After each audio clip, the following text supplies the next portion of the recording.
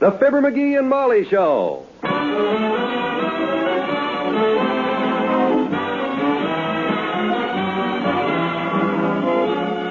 Each weekday at this time, NBC brings you the Fibber McGee and Molly program, transcribed, written by Phil Leslie and directed by Max Hutto.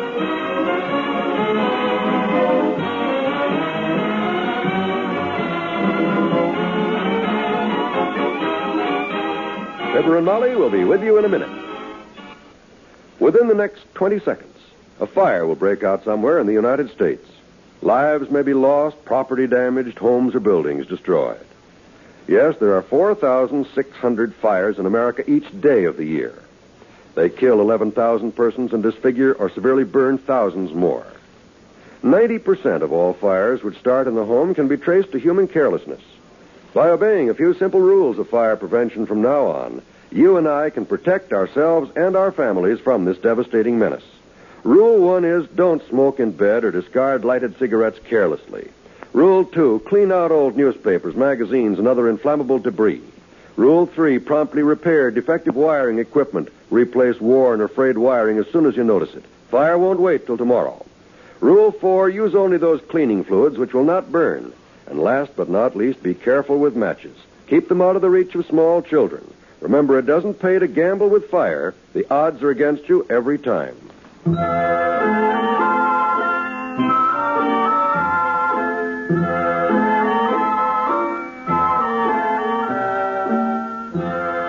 The big talk around 79 Wistful Vista this week is about the speech that Mr. McGee is going to deliver tomorrow at the very exclusive Executives Club Luncheon. He just finished a telephone conversation at the moment, and his wife says, "Who was that on the phone, McGee? He sounded like a very important man." He is, kiddo. That was Mr. Willoughby, the president of the SAPS. The SAPS? Mm-hmm. The Society for the Advancement of Purchases in the Stores. It's a businessmen's organization. Oh. He's the guy that's going to sit next to me at the Executive Club Luncheon tomorrow and introduce me to all them rich millionaires that I'm the guest speaker of before. Somebody better introduce you. You'll certainly be a total stranger in that crowd. Willoughby, eh? Is that the Mr. Willoughby, the one who owns the transit system, the airline, and all the real estate west of 14th Street? That's him, Tootsie. You wanted to know what I was going to talk about. Did you tell him about 3 hours? Why do you keep saying that? This speech isn't so long. Just seems that way. Oh. I told Willoughby to be sure the fried chicken is crisp and not to seat me next to any members of the city council. Why not? Oh, you know how long it takes them guys to do anything. Before you can get them to pass the peas, it has to be seconded and put to a standing vote. You know, I'd love to be there tomorrow, dearie. When you stand up and all those millionaires applaud. Oh, I almost forgot what else Willoughby called me for. What? Well, he's going to introduce me, of course, and he points out that he doesn't know very much about me. A wise move on your part. He says he wants to give me a big build-up, naturally, so if I don't mind, he'd like to see a little background on me. You know, the kind of stuff. Education, college degrees, war record, business connections, interesting experiences, and all stuff like that there. Poses a problem, doesn't it? Oh, I don't know. I'll dig up a few fascinating facts about myself for him. I may not be any millionaire. May not be. But I've had a pretty interesting life, kiddo, so far. I wonder how many of them big shots were ever in vaudeville with Fred Nittany, for instance. A good point. Maybe you ought to come on juggling a few water glasses and wearing a couple of small American flags stuck in your ears, because that would certainly get you the applause. No, Molly, this is serious.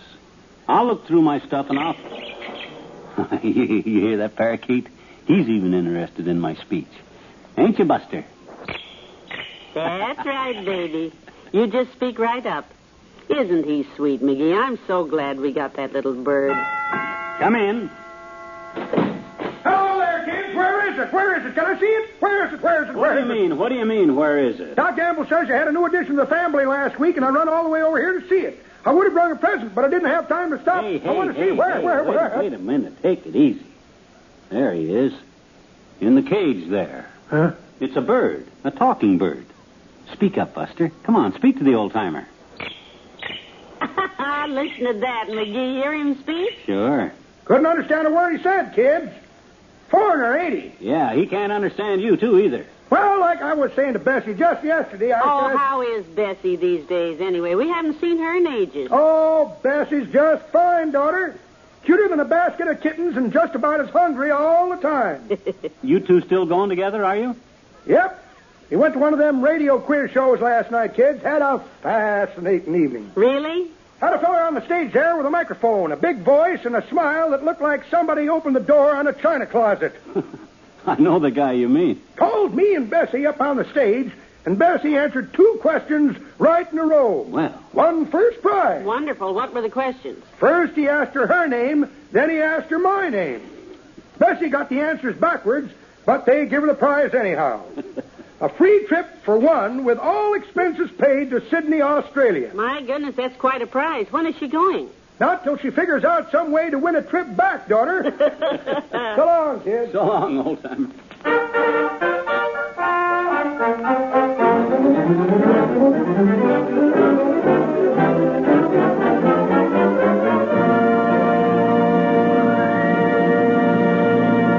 There's more fun with the McGees shortly. Most of us have been called away from home and loved ones at one time or another, and we know from the experience that there's nothing quite as important during those days of separation as mail. A good old letter from home. Any man or woman in the armed forces will tell you the only call that takes precedence over mess is mail call. And when a letter is more important to a hungry GI than food, you know it means something. The truce in Korea doesn't mean we should stop writing letters to our men and women in service, whether in U.S. camps or overseas. Mail from home is just as important now as it ever was. Yes, in some respects, it's even more important. The action, the strain, the anxieties of war can keep a soldier's mind occupied. But when the letdown comes, the time to relax, that's when morale needs a shot in the arm. Your soldier knows the shooting is over. He's done his big job, and now he wants to get home. But unfortunately, there's still a lot to keep him for a while. So don't let him down. Help keep up his morale. Write that letter today.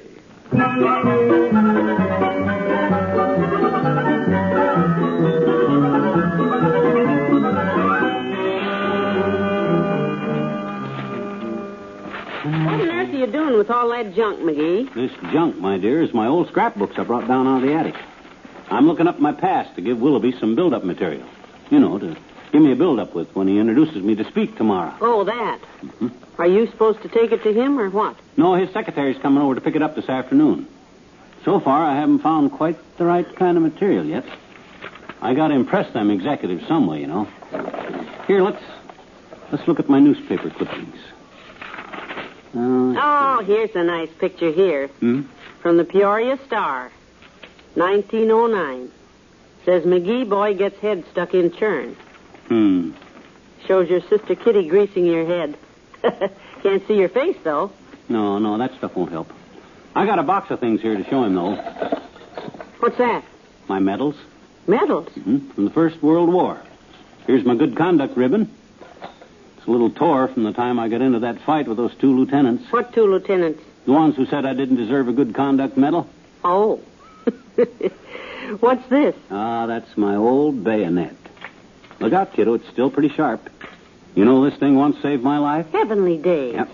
I was on leave in Paris when 3 ruffians cornered me in an alley. Luckily, I had this toadsticker with me. I raised it over my head and yelled, "Come one step further and somebody's going to get hurt." Was anybody hurt? Yep. Me. Took a big nick out of my ear. That's why I say, look out, it's still pretty sharp. I think I better put it away. Where do you keep that thing? Right here in this box next to the iodine. That's something Willoughby can talk about when he introduces me. My war record. Yes. Introducing our guest speaker, Mr. Fibber McGee, Yeah. who in the First World War distinguished himself by cutting a hunk out of his ear with his own bayonet in an alley in Paris. No, McGee. I guess not. Well, let me see. Here's my high school annual. Must be something in there that... Hey, I know. My chemistry class. I got an award in chemistry, you know. I didn't know that. Oh, I was always messing around with chemicals, Molly. My graduating class voted me the boy most likely to explode. Willoughby might like to... No, I guess not. Why doesn't he just say, and now, Mr. Fibber McGee, and sit down and let you have it? Oh, you can't do that, Molly, at a snazzy luncheon like this. Those big shots want to know who they're listening to. Who is this guy, McGee? Is he an ex-ambassador, a big financier, or what? You got to be important to make a speech to a gang of... Oh, my gosh. If this is Willoughby's secretary come to get the dope on me, now what do I do? No, it's just Dr. Gamble. Come in. Hello, Molly. Hiya, sonny boy. Afternoon, Doctor. Hi, Doc. I thought you were old man Willoughby's secretary till I caught the gleam of that blue serge suit that'd like to put my eye out. Willoughby's secretary? He's coming over to pick up some biography on himself here, so Mr. Willoughby will know how to introduce him tomorrow. So you're still going through with that mad scheme to expose your illiteracy at the Executives Club tomorrow, are you? What does that mean? Just that, sonny. See now, he does have a pretty good speech, Doctor, if he can just read his own typing. I'll retype it. What's the speech about? I call it, The Little Man Looks at Big Business. Isn't that good, Doctor? That is good. And I don't know a little a man to look at it. Biggest problem now is to figure out how Mr. Willoughby can introduce him.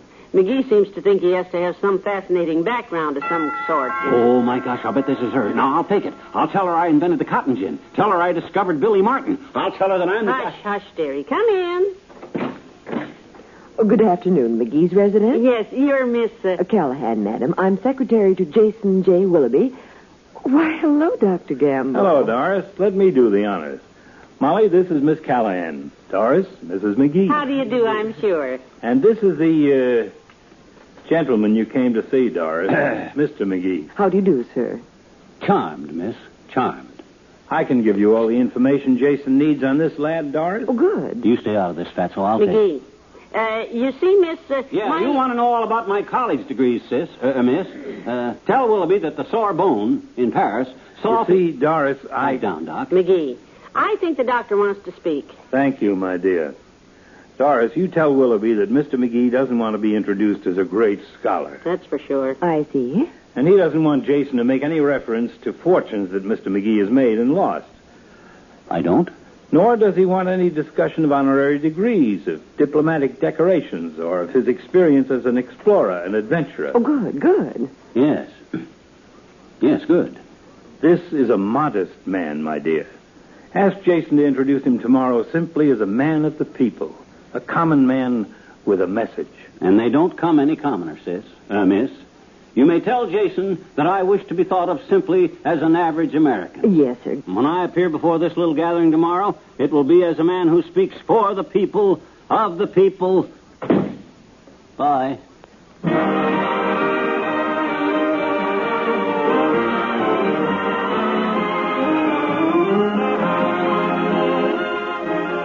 We'll say goodnight to Fibber and Molly in a moment. More great comedy entertainment is yours for the listening tomorrow night when the NBC Radio Network presents the Bob Hope Show and the Phil Harris Alice Faye Show. Everyone knows Bob Hope's wisecracking, rapid-fire style of humor, the stock in trade which elevated Bob to the heights of the comedy kingdom.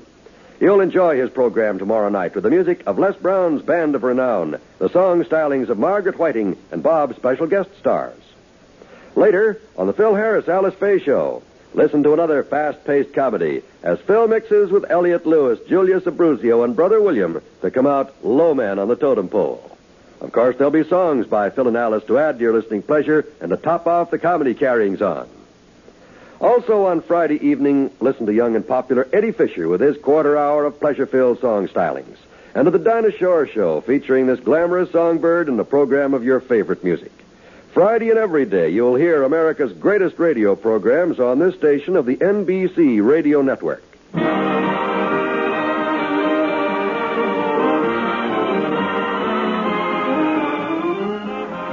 Well, gee, Doc, thanks a lot for all the nice things you said about me. Yes, it was really nice. How'd you ever think of all that, Doctor? I don't know. Sometimes I scare myself. Stick around, Doc. Stay for dinner, huh? Yes, do, Doctor. No, thank you, Molly. I've got to get home. I want to wash my mouth out with soap. Good night. Good night. Good night, all.